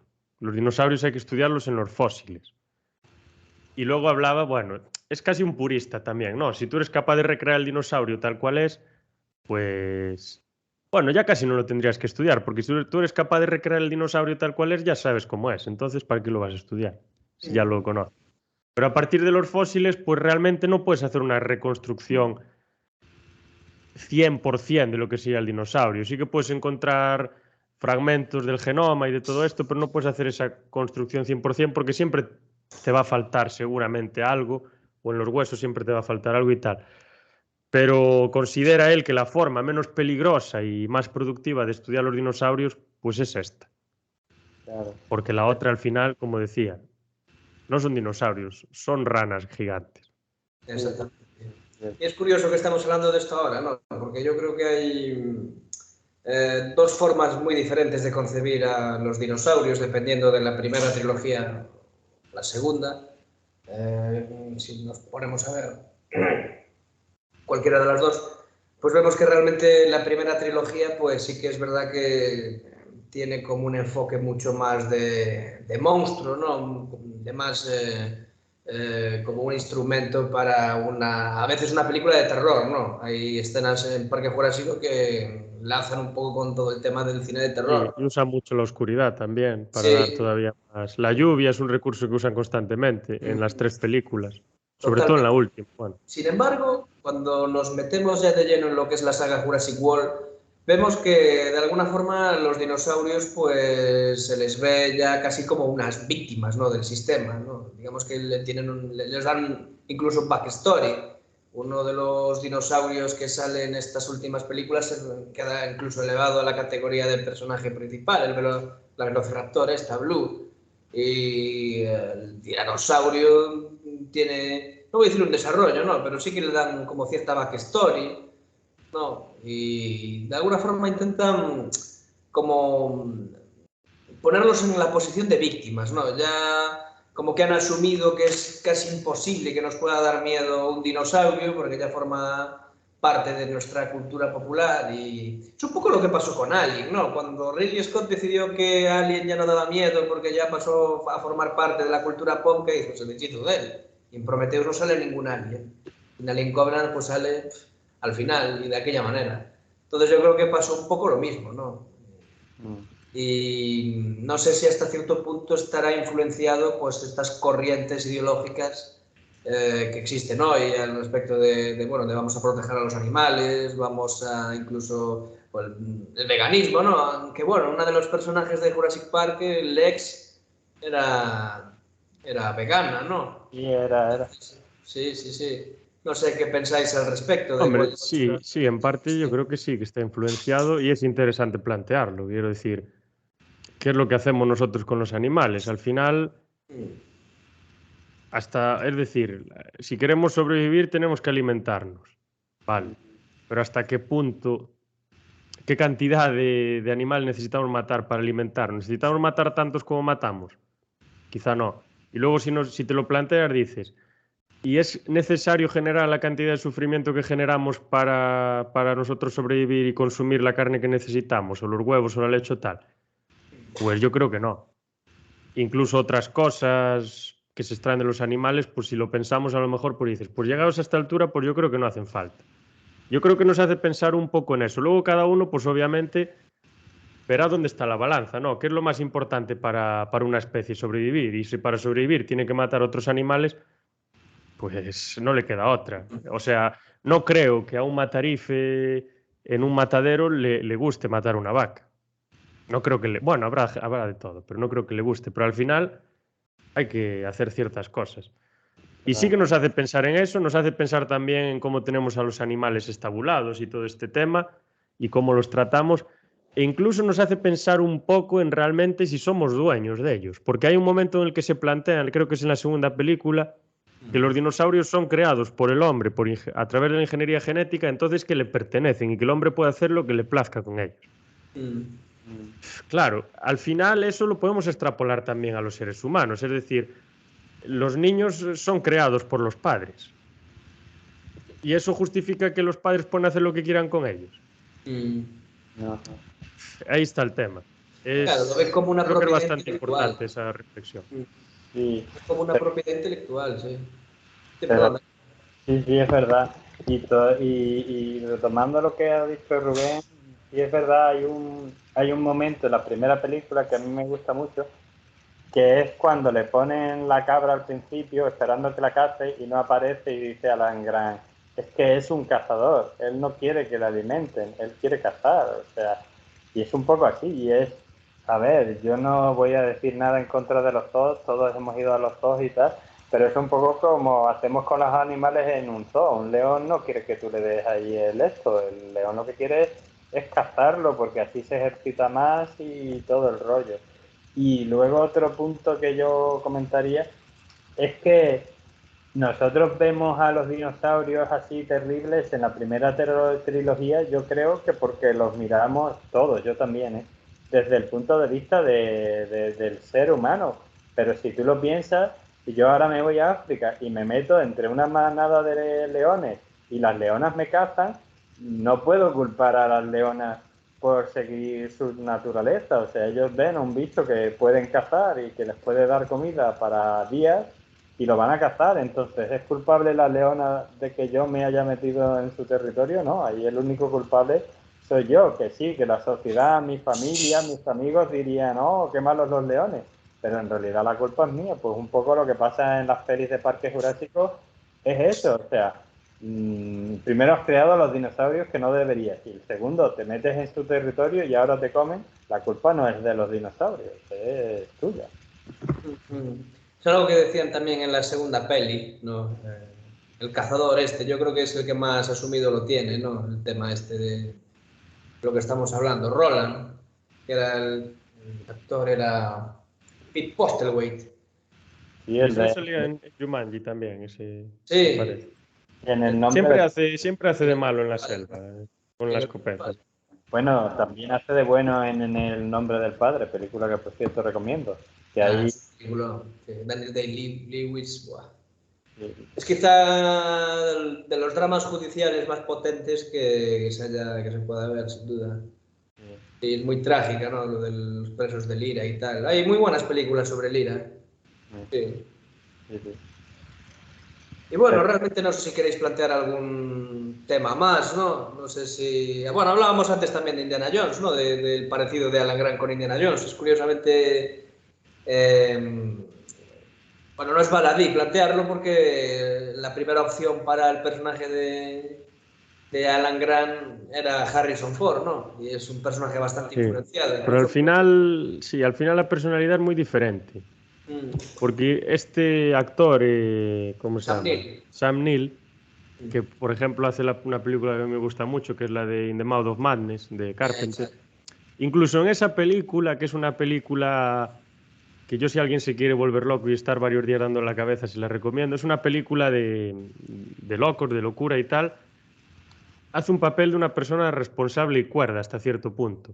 O sea, me parece que es un actor que tiene ese papel casi natural de mostrarse como una persona tranquila, responsable, que quiere realizar su deber y todo el tema. En cambio, Indiana Jones se me muestra a mí, bueno, a mí, y yo creo que a cualquiera, es todo lo contrario. O sea, es un tío, al final sí que acaba ayudando a los demás y se preocupa de alguna manera y tal, pero es un tío que, como Han Solo, ¿no? Que va a lo suyo y a su aventura y que pasa un poco de los demás y que le da igual. Imaginaos, claro, a lo mejor Harrison Ford haría el papel que le mandasen diferente. No, a lo mejor no tendría que hacer el mismo papel que hace con Indiana Jones, pero imaginaos si hiciese un papel parecido al de Indiana Jones, ¿qué haría con los niños en la primera película? Yo es que creo, y a mí Harrison Ford me gusta mucho, ¿eh? Yo, Han Solo, Indiana Jones, pero yo creo que igual que están los astronautas y los astrónomos, hay dos tipos de actores. Los actores que actúan e interpretan papeles, yo qué sé, tú coges a Denzel Washington y Denzel Washington podría ser de mi padre y yo me lo creería más que mi propio padre, quiero decir. Y eso que el color no es el mismo. Sí, Pues te pasa con Samuel L. Jackson también, que Samuel hace L. cualquier Jackson, cosa. Robert De Niro y así actores y actrices, yo qué sé, Meryl Streep o a mí me gusta mucho Anne Hathaway y luego hay actores que hacen de ellos mismos en diferentes facetas y yo con perdón de Harrison Ford, yo en sus películas solo he visto hacer de Harrison Ford en el espacio, de Harrison Ford si hubiera estudiado arqueología, de Harrison Ford si fuera presidente de los Estados Unidos, pero siempre A mí me cambia solo en una, en la de Blade. En las demás es Harrison Ford. sí, en Blade Runner, sí, un poco, sí. Pero aparte de eso, yo lo veo siempre. Entonces yo creo que, aunque no fue buscado, fue un acierto, porque yo Sam Neill sí lo considero los dos son actores, sí lo considero un actor de los que te interpretan, que Sam Neill yo lo he visto hacer del mago Merlín y me creía que era el mago Merlín. Quiero Sí. decir, que Sam Neill te hace lo que sea y tú te lo crees. Entonces yo aquí lo veo mejor para el papel de arqueólogo, porque si no habría sido Indiana Jones con dinosaurios, o mejor dicho, Harrison Ford si lo metes con dinosaurios. Y yo creo que en parte la tercera película, quizá un poco de la calidad, del aumento de calidad se debe a que incorporan a Sam Neill otra vez. Y hace un papel, bueno, una persona de una edad un poco más avanzada y tal, todavía más responsable, más pausado, más seguro de sí mismo, que no quiere tomar ninguna conclusión precipitada y todo el tema. Luego, por ejemplo, tienes a Jeff Goldblum, que siempre hace un papel muy parecido, ¿no? Lo ves en La Mosca también, hace el típico papel de un tío interesante, pero que está un poco zumbado, un científico así un poco Sí, que se le va un poco la cabeza, pero bueno, está muy bien también el papel. un poco neurótico el tío. Sí, sí, sí. Y yo creo que en parte pues sí que sube la calidad por ello. Pero bueno, al final a lo mejor pudieran haber usado a Harrison Ford y estar la película genial, o usar, yo qué sé, como en Star Wars, que querían usar a Al Pacino en vez de a Harrison Ford. Ostras, él siempre se Y seguro repite. que no quedaría mal, porque al final Harrison Ford, Han Solo, es una especie de medio bandido, medio mafioso, de poca monta. Y a ver, Al Pacino en eso es el número uno. Sí. Sí, sí. Bueno, pues no sé si queréis añadir algo más para terminar con la tercera entrega. ¿No? Pues Yo no creo sé, que no, yo creo que ya dijimos No. bastantes cosas, la verdad. yo creo que Mejor que Sí, la segunda para mí. sí. eso está clarísimo, mejor que la segunda. Y Bueno, bueno, después de esta película, Parque Jurásico estuvo un montón de años en barbecho hasta que se estrenó la siguiente. Pero bueno, ya hablaremos de la siguiente en otro podcast. Pero sí que es verdad que se plantearon ideas muy disparatadas, ¿no? Si buscáis ahí guiones de Jurassic Park 4, podéis ver auténticas barbaridades, ¿no? Hablaban de mezclar a humanos con dinosaurios, dinosaurios en la ciudad, bueno, la repanocha y por ahí, Las como los tortugas viernes ninja. calientes no filmados, pues lo mismo. Yo recomiendo a la gente que se ponga a investigar en internet y que vea las cosas que podían haber salido de ahí. Pero bueno, por suerte no fue así. Nos tuvimos que conformar con una especie de pequeño reboot, no, una especie de reboot, que es lo que fue el inicio de esta nueva franquicia de Jurassic World. Yo habría habido una que la habría visto y ahora con todo ese furor por las pelis de Fast and Furious, que reconozco públicamente que yo solo he visto las dos primeras, pues que mezclaran los dos mundos, ya que los dos son de la Universal, Fast and Furious y Jurassic Park, y que hicieran uno de mis videojuegos favoritos de la infancia y adolescencia, Cadillacs and Dinosaurs. Sí, buah, es increíble. Ese es un beat'em up cojonudo. De hecho, está basado en Xenozoic Tales, que es un cómic, no sé si lo conoces, pero es un cómic muy interesante, que nunca llegó a terminarse porque creo que se lo cancelaron a unos números del final y tal. Lo reeditaron hace unos años en una edición bastante buena. Y es curioso, ¿no? Porque algunos de los elementos de Xenozoic Tales sí que es verdad que lo recuperan para la nueva trilogía, el rollo ese, porque en los cómics había como un velociraptor que era como una mascota. No, lo tenían ahí, ¿no? Que tenían miedo. No sé si habéis tenido la oportunidad de echarle un ojo a esa serie de cómics, ¿no? Pero sí que es verdad que recupera muchos elementos. Y, joder, o sea, Cadillac and Dinosaurs tuvo una serie de animación, ¿no? Sí, yo he visto algún episodio, no lo he visto Sí. entero. Sí. Y aquí en Galicia la ponían en el Xabarín Club, en la TVG, la televisión de Galicia. Sí, Cadillac and Dinosaurs, joder, qué tiempos. Y no estaba mal, era una animación que yo le echo bastante de menos, sinceramente. Creo que en los 90 se hicieron series de animación que estaban bastante chulas. Sí, Eh, sí. y no sé, si queréis añadir algo más, podemos terminar aquí. Llegamos a las 2 horas, pero bueno. Casi llegamos. Sí. Para compensar, que hay días que nos pasamos. Sí.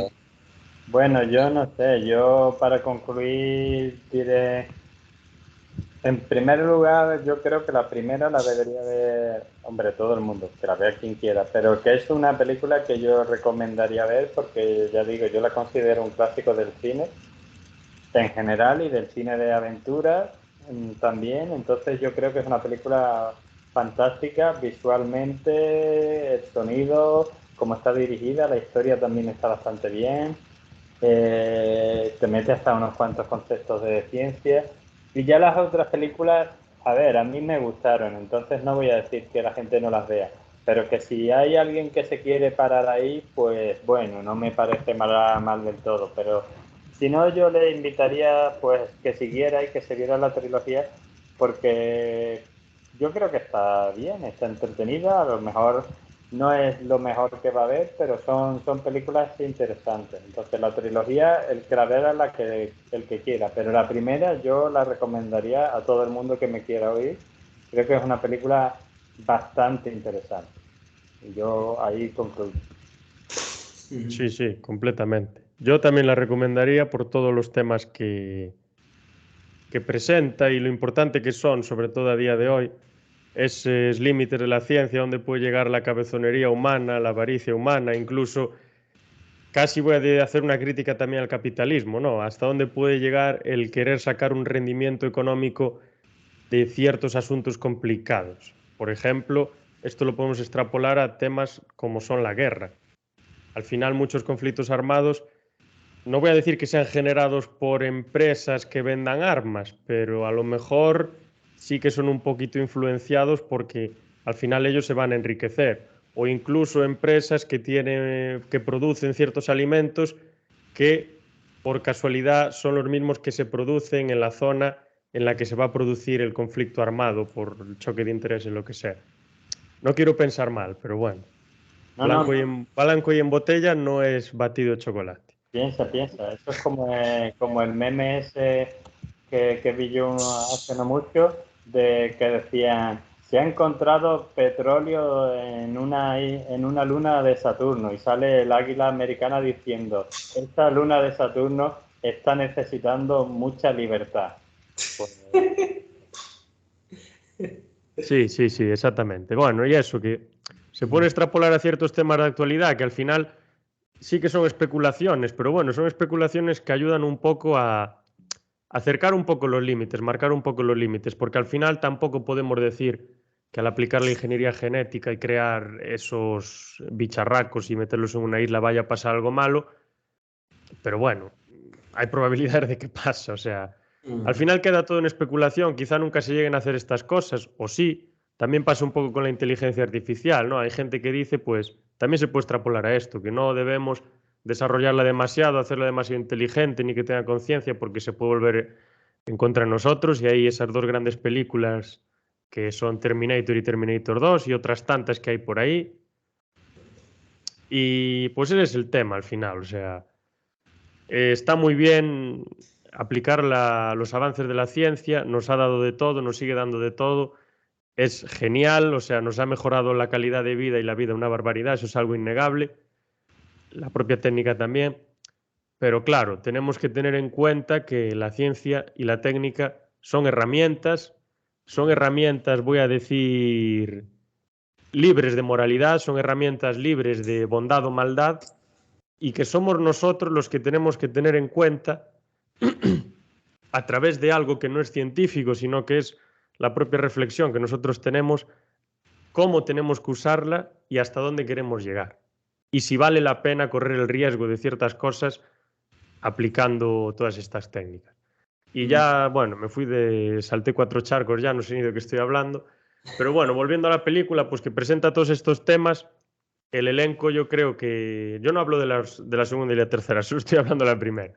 Me parece maravilloso, me parecen actores geniales, la presentación de la película me parece muy buena, tampoco puedo compararla con las novelas porque no las leí, pero el tema me interesa y me parece raro que no me haya decidido antes por leerlas, las acabaré leyendo más pronto que tarde, pero o sea, la historia me parece que está al nivel pues del propio Planeta de los Simios, de la isla del Doctor Moreau, de películas de ciencia ficción de los años 50, incluso de ciertos viajes de Julio Verne y cosas de este estilo. Así que Sí. yo la recomendaría completamente.